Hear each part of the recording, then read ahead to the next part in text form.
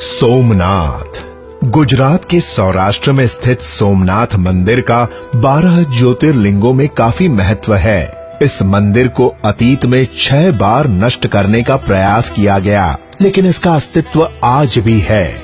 माना जाता है कि इस मंदिर का निर्माण दक्ष प्रजापति के श्राप से मुक्त होने के बाद स्वयं चंद्रदेव ने करवाया था। इस मंदिर का उल्लेख ऋग्वेद में भी मिलता है।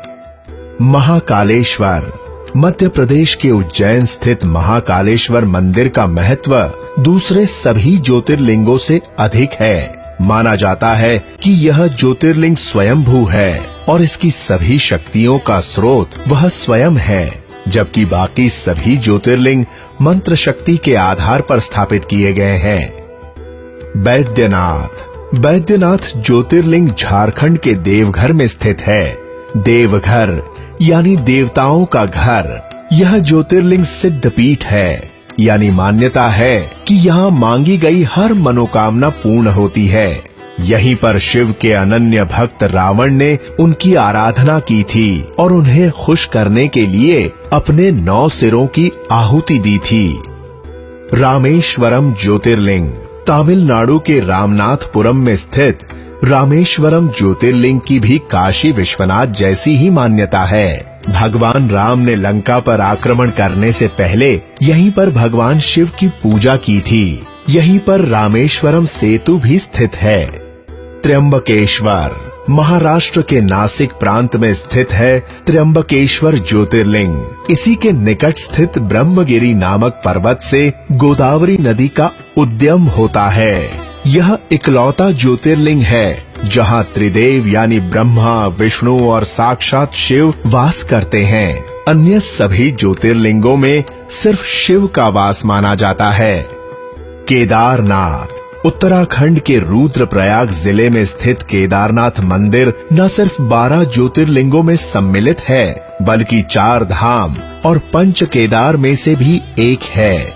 यहाँ की प्रतिकूल जलवायु के कारण इसे अप्रैल से नवंबर माह में ही दर्शन के लिए खोला जाता है।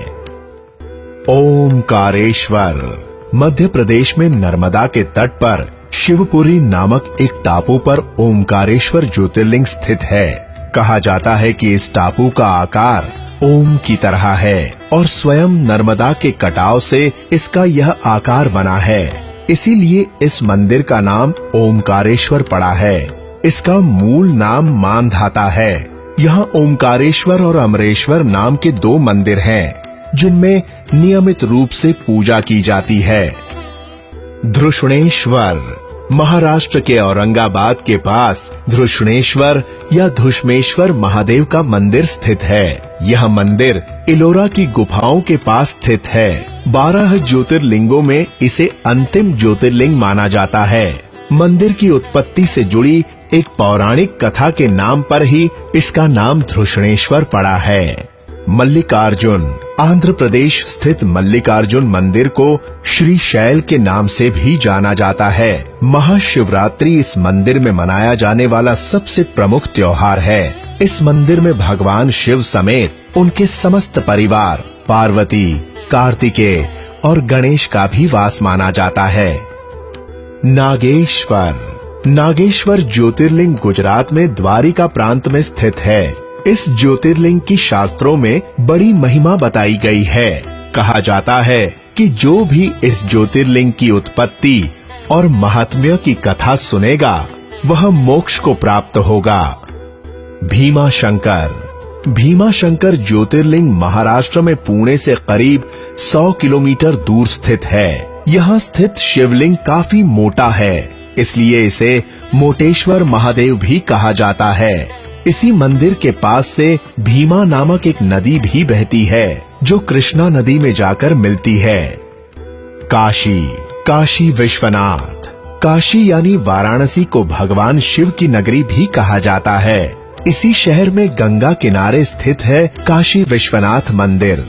इस मंदिर के दर्शनों को मोक्ष प्रदायी माना जाता है। मान्यता है कि प्रलय काल में भी इस ज्योतिर्लिंग का लोप नहीं होता और यह जस का तस रहता है।